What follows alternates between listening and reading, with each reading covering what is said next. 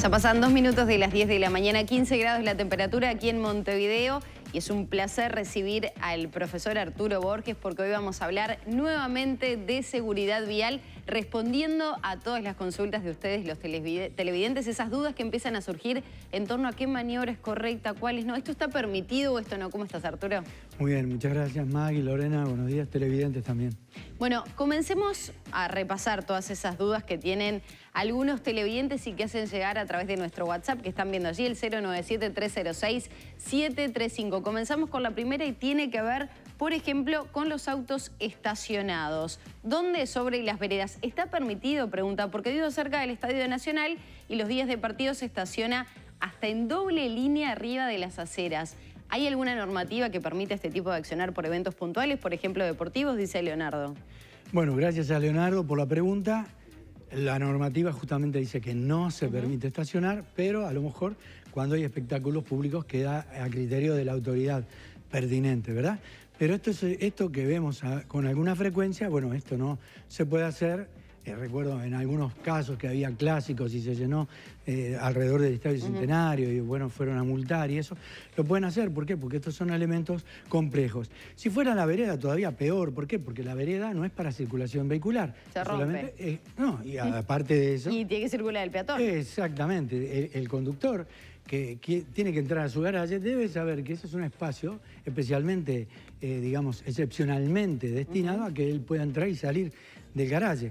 Pero no es para circular, ni tampoco obstruir el paso del peatón. Entonces, claro, ¿qué le respondemos a este televidente? Y que no, depende de las autoridades, obviamente no está permitido, y que si fuera al revés, por ejemplo, que alguien va a cruzar una cebra, un peatón, y se paran a tomar mate arriba de la cebra en el medio de la cuadra, de la calle. No, la utilización de los cruces peatonales, el peatón también es un lugar excepcional, por lo tanto lo tiene que hacer con la mayor, digamos, brevedad posible de un cordón al otro. ¿Qué tendría que hacer ahí? ¿El peatón, el dueño de la vivienda? ¿Qué puede hacer? Bueno, en algunos casos... ¿Llamar a la intendencia? Bueno, en algunos casos se denuncia, hay otros que ponen cartel, llaman grúa, lo pueden denunciar perfectamente. Pero esto es algo que no está permitido. Y algo, si quizás puede venir al lugar, esta época de vacaciones, estas semanas ahora, que vamos a ir a los parques, esos paseos públicos donde entran los autos a esos parques, esos lugares, y a veces tenemos unas conductas que realmente no son apropiadas. Tenemos que saber que aunque sean ese tipo de parques y paseos o cerca de la playa que uno va con el vehículo, que la ley de tránsito entra a esos parques. ¿Por qué? Porque eso es un espacio público y tenemos niños pequeños que están jugando, hay que tener una precaución. Y le agrego algo más. El otro día una televidente, frecuente, que mandó saludos también, nosotros un beso, hablábamos de cómo salir del garaje. Y nosotros decíamos, bueno, ¿hay algún elemento que pueda ser de seguridad en este caso? Si la salida del garaje de nuestras casas o del garaje colectivo del edificio siempre es hacia adelante. Porque aunque tengamos la cámara que nos permite ver en marcha atrás, la visión que tenemos por la cámara está entre 140 y 170 grados. Entonces, estar en marcha atrás con un espacio confinado, mejor dicho, con una visión confinada, a veces es riesgoso. Y esa es una maniobra, tanto entrar que salir de un garaje es a riesgo propio. Bien, pienso, por ejemplo, con esta consulta del Antel Arena que puso todo, ¿no? Como mojones para que no se permita el ingreso a ese entorno de los canteros. Pero bueno, quedó aclarada esta, así que vamos con la siguiente consulta de los televidentes que tiene que ver, ahora sí, con las preferencias en avenidas. Voy por una avenida con preferencia y llego a una rotonda. ¿Quién tiene la preferencia? Nos consulta José. Siempre quien entra a la rotonda pierde la preferencia porque prácticamente hace medio giro. La preferencia la tiene el que ya viene haciendo una circulación rotatoria.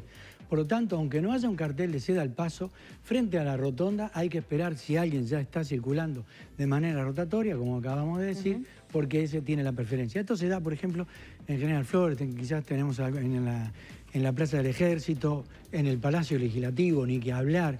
Siempre hay que tratar de tomar... Pero por ejemplo, ¿qué pasa? Mira, te pongo un ejemplo clarito. Sí. El ombú de Boulevard España. Sí. Ese es un ejemplo bien claro. ¿Tiene preferencia quien va por Boulevard España? Por Boulevard España, pero eso es una especie de glorieta, no es una rotonda. Bueno, no pero es circular, claro. Pareciera que fuera una rotonda. No, y creo que eso es uno de los ejemplos que se podrían poner. Está bien, pero hay una detención previa, porque en cualquiera de los dos casos, como es doble sentido de circulación, uno tiene que esperar antes de avanzar cualquiera de las calles tiene un ceda al paso antes de entrar a Boulevard España. Y eso va hasta el otro lado que quiere conducir. Es decir, siempre la señal cruza la vereda. Por lo tanto, en los casos de este tipo, nosotros tomamos como ejemplo la Plaza del Ejército. Para entrar siempre hay que tratar de utilizar el carril exterior de la calzada porque la salida es por la derecha. Pero quien viene circulando siempre tiene preferencia porque hace una circulación rotatoria. El auto amarillo, por ejemplo, es el que mejor está colocado. Siempre hay que tener esa observación de entrar a las rotondas entrando por la derecha porque la salida es mucho más fácil. Lo que hace es el coche verde ya es más complicado y cruza carriles. Bien, y había otra consulta que tenía que ver con las rutas nacionales. No sé si la podemos compartir nuevamente, le voy a pedir al director. Mi duda es si va a ser una ruta nacional, al llegar a una rotonda hay que disminuir la velocidad. Muchos hacen lo contrario y cualquier error es fatal. Bueno, no sé si se refiere a una rotonda o se refiere a ese pasaje de la ruta y tenemos una especie de media luna donde el individuo tiene la posibilidad de hacer un giro para cambiar de sentido de circulación. Hay un elemento muy especial, hay que prestar atención en esto. En las rutas, por lo general, cuando enfrentamos una situación de este tipo, de rotondas entre comillas, por donde pasamos en el medio, está colocada una señal de advertencia unos 100 y pico de metros antes que nos está advirtiendo de un posible peligro. Y esto es clave. ¿Qué es lo sugerido? Reduzcan la velocidad. Si yo veo que hay alguien que está por entrar a la ruta y yo todavía no vi que se detuvo, yo tengo que desconfiar que se detenga. Claro. ¿Por qué? Prácticamente en todos los casos hay un elemento que hay una frase que es hasta, diríamos, de carácter constitucional, que aunque conduzcamos con confianza, siempre debemos aguardar y esperar el posible error del otro. Por lo tanto, aunque vengamos con preferencia, tener la precaución de ver, apreciar si el otro nos da o no la Vamos a seguir con la siguiente, Arturo, si aprovechamos el tiempo. Las bicicletas pueden circular sin luz. ¿Qué pasa con los chalecos reflectivos? 90% de las bicis en la calle no usan ninguna de las dos cosas. Pensé que era reglamentario, dice Miriam, u obligatorio. Es obligatorio, está por ley, está descrito, por lo tanto, quien no tiene estos elementos está circulando fuera de la ley. ¿Qué puede pasar con el ciclista? Bueno, y que tenga que enfrentar un reclamo y se determine que la reparación del daño que se le haya producido no tenga el efecto que el individuo reclama. Y eso es clave. Esto lo vemos todos los días, pero siempre decimos, ¿verdad? Pedimos mucho para la bicicleta y lo que ellos se quieren hacer visible de alguna manera, pero cuando la usan no juegan en contra de ellos. O sea, ¿lo puede parar un inspector? No. No lo puede parar un inspector. Muy buena pregunta, Maggie. El inspector no tiene fuerza jurídica sobre el ciclista. El inspector puede trabajar sobre lo que esté matriculado. Entonces ellos abusan de ese derecho, abusan de un derecho que se le da de poder circular. Y la bicicleta no es un peatón, no es el roller ni la patineta. La bicicleta es considerada un vehículo.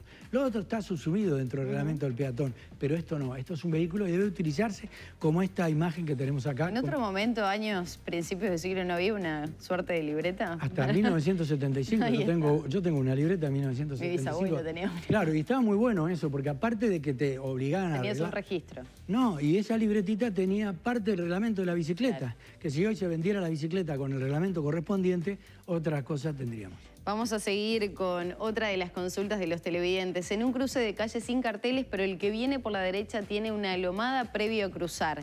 ¿Quién tiene la preferencia? Esto se da en el cruce de las calles Durazno y Convención, nos cuenta Andrés, y pienso también en una zona allá de colegios, por Positos también, se da una situación bastante similar. Bueno, ¿qué pasa? Esto no da preferencia a nada. Esto es un reductor de velocidad que está avisando que entramos en una zona de conflicto, que más vale prestemos atención, pero esto no da preferencia alguna. Si no existe una señal en la transversal o en esta, en la que uno va circulando, una señal de cartel pare, se da el paso, o en el caso del semáforo, por ejemplo, exactamente. Aunque los dos tengan lomada y la derecha tiene preferencia. Exacto. O yo tengo la lomada, pero entro por la derecha. La preferencia absoluta que tiene nuestro país, si no existe cartelería, es del que entra por la derecha. La pongo más complicada, siempre y cuando no doble. Sí, no, espera. Y bueno, vamos aprendiendo todos. Esto está muy bueno. No te imaginás la gente... voy poniendo trampitas, a ver quién va aprendiendo más. Pero está muy bueno. Y además, hablábamos recién con producción, que está bárbaro porque uno va por la calle y nos van tirando preguntas, claro. Y esto y el otro y el otro. Y son productivas. Surge de ahí. Bueno, para este espacio. Una buena idea. 10 de la mañana con 12 minutos. Vamos con la última consulta de los televidentes y tiene que ver con si no se tiene señalero porque, por ejemplo, se rompió. No sé. Se me descompaginó mientras voy circulando, no me di cuenta, me avisan. ¿Qué tengo que hacer? ¿Es legal utilizar la mano para señalar la acción en un caso como ese, por ejemplo? Sí, como no. Y tenemos una imagen que hemos preparado. Gracias, Fabián. Que además es reglamentario. Si voy a girar a la izquierda, utilizamos de esta manera. Si vamos para la derecha, la mano hacia arriba. Hoy se está enseñando inclusive a los motociclistas que lo puedan utilizar. Y si voy a hacer una detención o voy a disminuir la marcha, lo indico de esta manera. Siempre nosotros vamos a tener un testigo en el tablero que cuando se rompe o se quema alguna de esas lamparitas, el testigo empieza a andar mucho más rápido y uno de ahí se da cuenta cuando el testigo es más rápido de lo frecuente es porque tengo una lámpara quemada. Que muchas veces pasa, Arturo, me imagino, si no te avisan, capaz que a veces no te das cuenta que tenés alguna de las luces rotas o las de atrás incluso, ¿no? Muchas veces está bueno que te puedan avisar.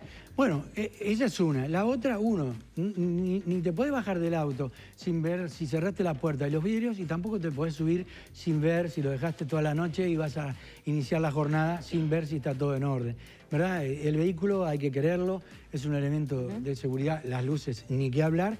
Y en Europa, por ejemplo, hay algunos lugares, prácticamente toda la Unión Europea, tenés que llevar lámparas de repuesto ubicadas y te para la policía, abrís el capó y tiene que estar el repuesto colocado. Si no, eso es una sanción. Bien. Fíjate tú. Para eso entonces no se considera una sanción si me hago la seña con el brazo. No, pero esto es lo óptimo. ¿Por qué? Porque la preseñalización de una maniobra es jurídicamente obligatorio. Siempre tenés que hacer la maniobra, ¿verdad? Y que el otro entienda. Yo no puedo sorprender al otro con una maniobra inesperada. Que esto es una de las cosas que debemos evitar a toda costa. Arturo, muchas gracias. Al contrario, gracias a ti. Nos reencontramos en unos días para hablar nuevamente de seguridad vial. Sigue Lore con más información.